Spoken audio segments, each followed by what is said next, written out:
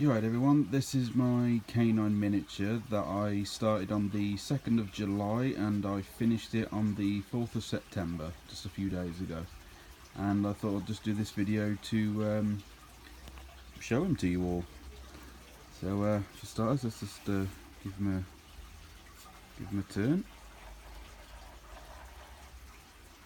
Probably just about to see there's a light in there, I'll show that after.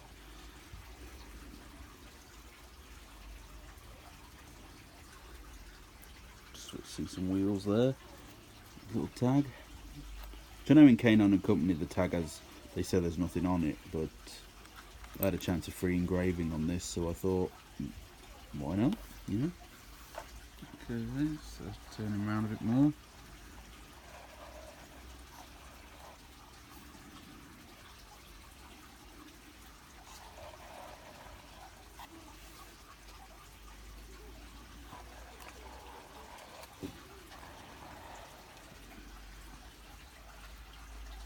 And as you can see, just about there's a light in there.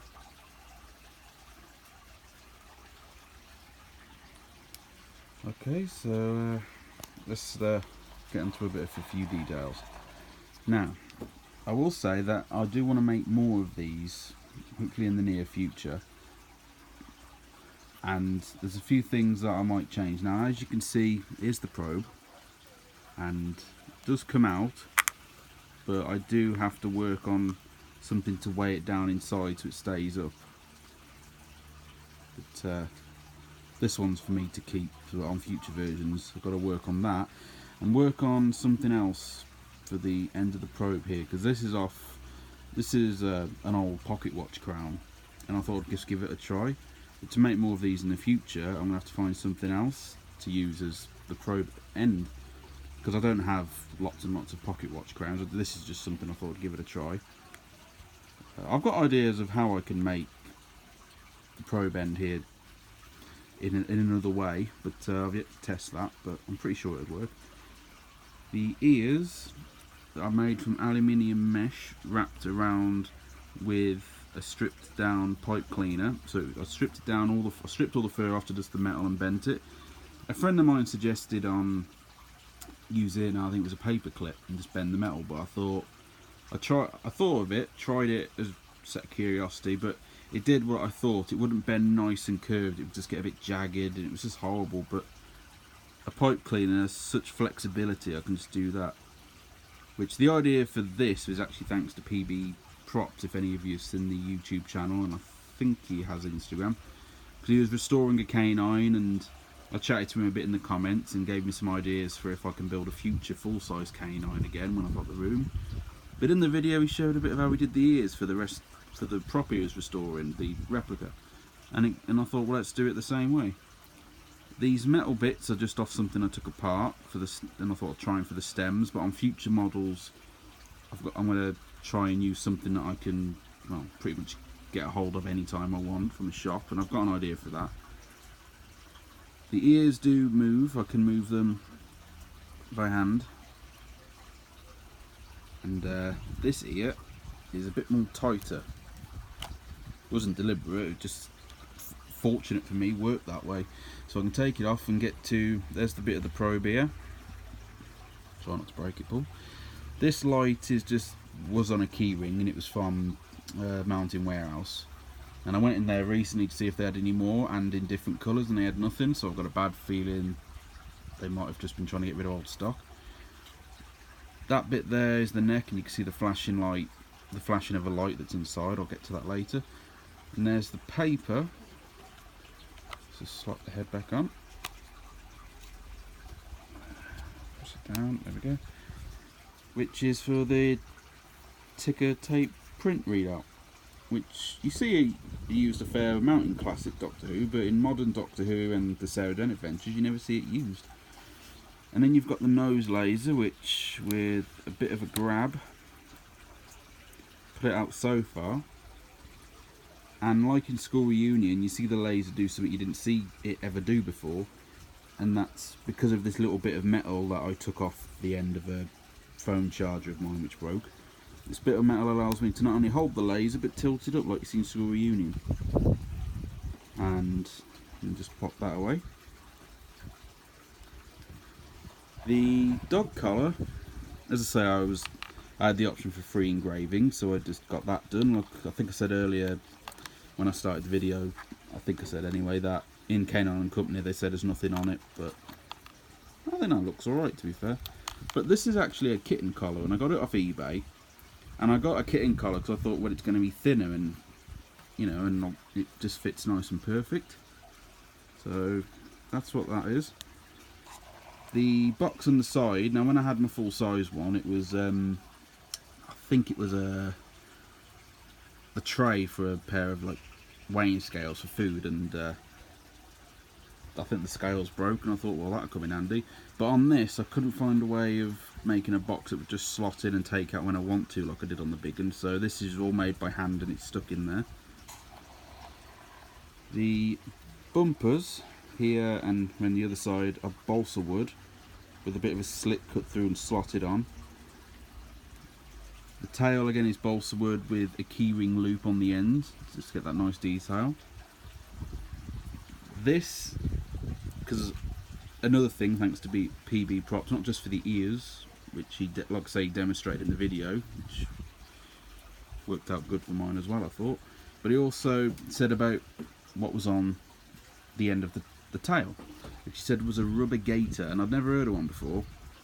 And I thought, well, this looked sort of similar, so I tried it, and this is actually the button off a folder, which the folder I used it on was also the folder that I used to cut the strips out of, and the bit behind the strips for the visor, so the light can come through. Okay, let's turn him around. Now we've got the backpack computer. Now, again, the red bits there is from the red plastic folder. These, I mean, yes, I admit they're not entirely perfectly square, but you can see just from my finger just how small they are. It was really fiddly, but this is thanks to TARDIS cabinets, and the guy who makes beautiful TARDIS, as you can guess from the title, cabinets and other things are really beautifully made. And we were chatting in comments, I think, and on Twitter, and he said about styrene sheets to maybe make future canines out of. But I thought, well, I've never used them before, so let's give it a try. Let's give styrene sheets a try with the buttons, because I had other ideas to make them, and they just would have been even more fiddly. And I thought, well, let's cut the styrene as thin as I can, make it as square as I can, and just make the buttons. And I think they turned out okay. I mean, yes, like I say, they're not perfectly square, but I think they do. It was a fiddly job. But also, this actually comes out, because like I did on my full-size canine when I had him before it got destroyed, I tried to make it do things that the real prop did. So, as I say, this comes out, as you can see, and there's the light sitting inside. Let's just pop that back on. The bumpers will come off. I mean, mine I've actually slotted on when there was a bit of paint drying, so it holds them on slightly but not too much, so if I wanted to change them it wouldn't take much to take off and put on, because on the real canine they're just like foam bumpers which you see wrapped around pipes, which is also what I used on the big canine. And also on the prop, the side panel comes off, which I think we all know. So for the prop it would be to obviously get to all the wiring and stuff. And for now it's very plain in there. I'm thinking I'm maybe trying to build a sort of shelf, if you like, to put this light up a bit higher so it makes those shine brighter. And as you can see, there's the wheels, the little sort of motor bit, and of course the remainder of the neck. I mean, on future models I want to try and tidy this up, because that piece on that side was so stubborn to get into a certain position. I had to use all this balsa wood just to try and keep it in one place. It was ridiculous. But nonetheless, that's that. Another thing on future models, which I've already got ideas of how to correct things that have gone a bit funny on mine, is like, even on the big version, this bit was always a bit of an issue. You can never get it to stick down properly, and as you can see I'm having this same issue here. There's like a bit of a gap going on, but on the other side not so much. But I've got an idea of how to correct that for future versions. Same goes for this bit. where I held this together and it was nicely togethered, you know, it was nice and smooth, you know. Held it long enough thinking it was fine, let it dry, come back, and it's slightly lodged out of place. But again, that is something that can be easily sorted on future models, and I've got ideas how to do that, as I keep saying. Okay, so let's prop that on. So that on. Oh, just to mention, the neck is actually from this toy tube. Now, my girlfriend's mum, who works in a B&M, which I don't know if that's a store anywhere else in the world, but it's something in Britain. And she works in B&M, and I said to her, "Oh, I need something that looks a bit like this for Canine's neck," and she goes, "Oh, I might know of something. There's something at work which might be what you're after." So I go along, and I thought it was perfect. So I thought, great. So, and it was only £1. And it was weird actually, the tube was quite long, and when you spun it into the air with obviously the breeze, it made this unusual noise. So, ears have gone a bit wonky. So, that's that. Oh, did I show this? I can't remember, but either way, literally just comes out. I can pull that all out if I want to. I can just slot more in. I could probably make the paper longer if I wanted. I think, what else? I think what I haven't covered is the base. Now, as you can see, there is the base of, well, there's the base of a chassis. You know, there's a chassis. Get my words up, Paul. And what I did, I went to Pound. I was trying to find wheels, and I looked. I typed in so many things on the internet, like small toy wheels, small caster wheels, and God knows what else I typed. But nothing suitable would come up. They're all like too big and things, and so I went to Poundland, found a car, bought it home, took the top of the car bit off, cut the chassis in half to then glue it back together so it's a bit smaller, so the wheels are more tucked in rather than being closer to the edges, and that's what I did for the wheels really. And I don't think the wheels on the actual prop have any silver on the end like here, but I thought, when he stood up, I think it actually looks quite alright. I think it sets it off a bit, so I just kept the silver on. And there's also one of those motors, so yes, it'll move, but it won't just roll away. You've got to push it, and when you push it, I don't know if you can hear it, but it makes that sort of motory kind of noise, which kind of reminds me of when they first built the K9 prop in '77, and it was really noisy. Kind of reminds me of the noise that used to make. So, but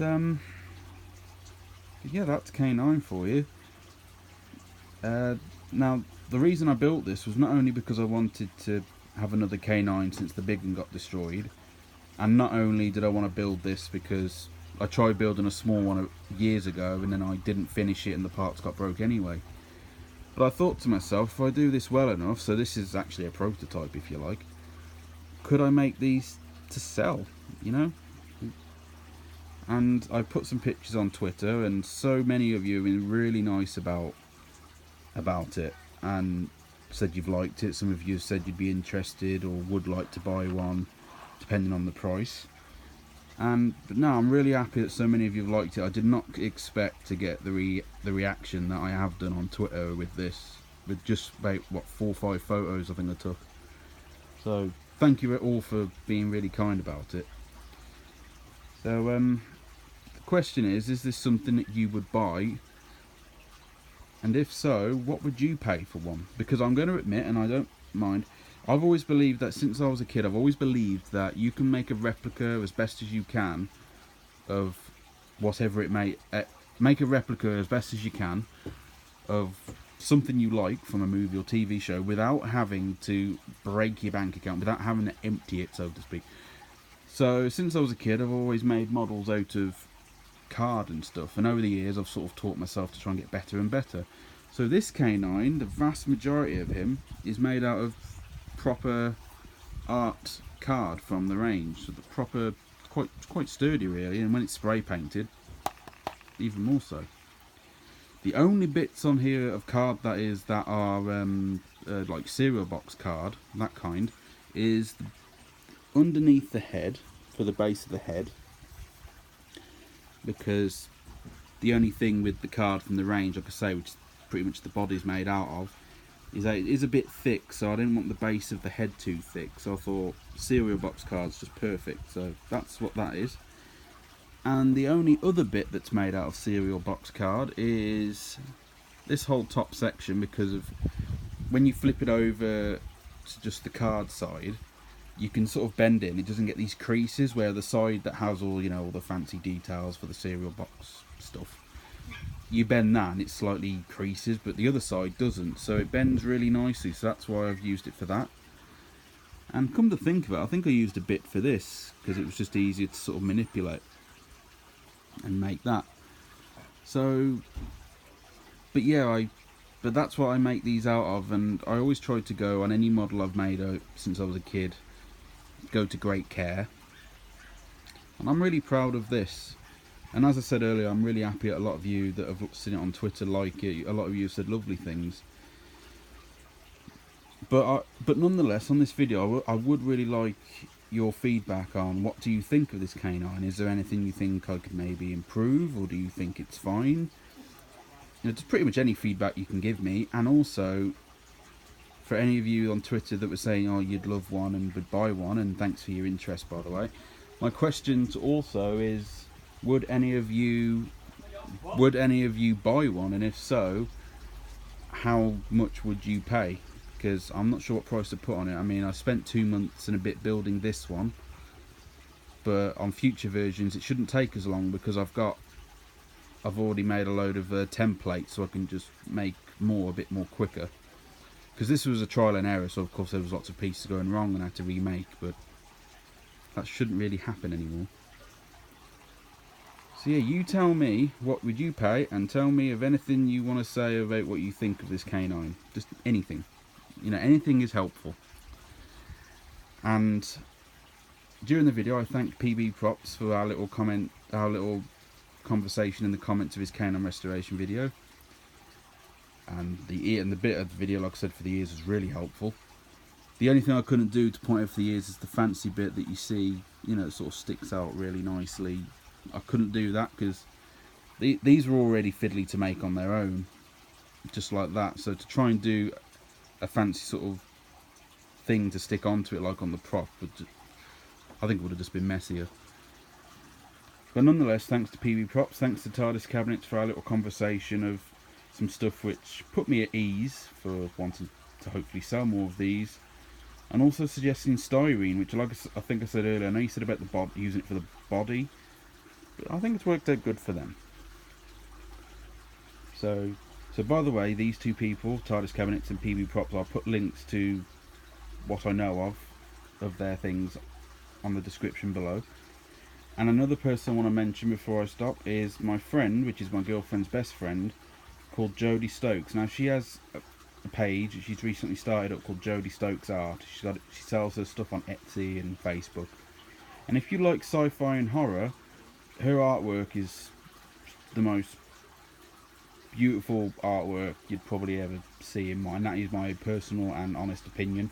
She did I'll give an example. When The Force Awakens, Star Wars Force Awakens was out a few years ago, there was a promotional picture of Rey. You saw half her face and the other bit of it was covered by her staff. She's hand drawn that photo from scratch, but had a twist on it to make it look like she was on the dark side. And when you look at it, you'd think she'd just took the promotional photo and just did some extra detail on top, but nope, from scratch. So her work is just something else, so I'm going to put a link to her Etsy and Facebook shop in the description. Okay then, so that's the end of this video. I hope you've made it this far with me babbling on, and as I say, please leave feedback on K9 and what would you pay for him and so forth, and that'll help me along in the future to hopefully make more for you, more and sell.